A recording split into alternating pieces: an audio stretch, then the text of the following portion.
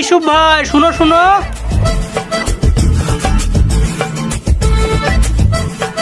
হ্যাঁ ভাই, কি হয়েছে বলেন। তোমার মেয়ের তো বিয়ে হয়ে ডিভোর্স হয়ে গেছে, তোমার মেয়ের বিয়ে দিয়েছো নাকি? না গো ভাই, আমার মেয়ের এখনো বিয়েও দিইনি আর সেরকম ছেলেও পাইনি। তা আমার হাতে একটা ছেলে আছে, তোমার মেয়ে বিয়ে দিবে নাকি? ছেলে যদি ভালো হয় তাহলে বিয়ে দেব না কেন? আর মেয়ের তো বয়স পার হয়ে যাচ্ছে, মেয়েকে বাড়িতে রাখা যায়? কিন্তু একটা সমস্যা আছে। সমস্যা বলতে? সমস্যা বলতে গেলে ছেলের একবার বিয়ে হয়েছিল, দিয়ে বা একটা বাচ্চাও আছে। একটা বাচ্চাও আছে? আর সেই মেয়েটার কি হয়েছে? আরে সে মেয়েটা মারা গিয়েছে, তার জন্য তো বিয়ের কথা বলছি। আর শোনো, ওদের ফ্যামিলিটা ভালো আর তোমার মেয়ে ভালোই থাকবে।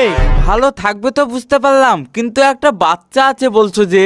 আরে বাচ্চা থাকলে সমস্যা কিসের, বাচ্চা তো বড় হয়ে গেছে।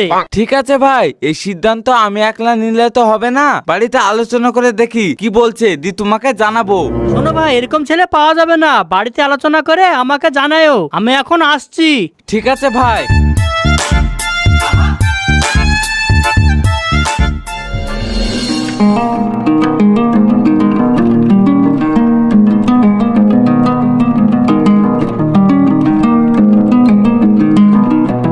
কি গো, কখন আসলে?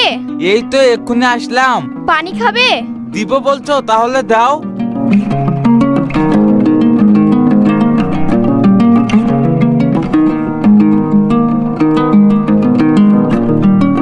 এই নাও পানি।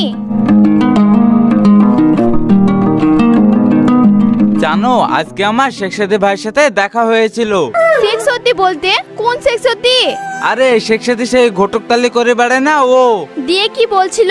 আমাদের কাকলির জন্য একটা ছেলে দেখেছে, ছেলেটা খুব ভালো। তা ছেলেটা কি করে? সেটা তো জিজ্ঞাসা করেনি। শুনো, ভাবছি কাকলির বেটা এবার দিয়েই দিব।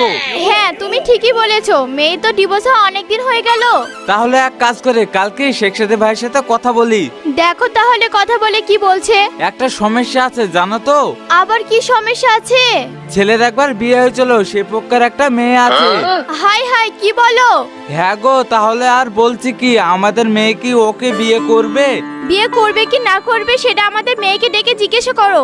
হ্যাঁ, তুমি ঠিকই বলেছো, তাহলে কাকলিকে ডাকো। হ্যাঁ ডাকছি। কাকলি, এদিকে একটু আয় তো।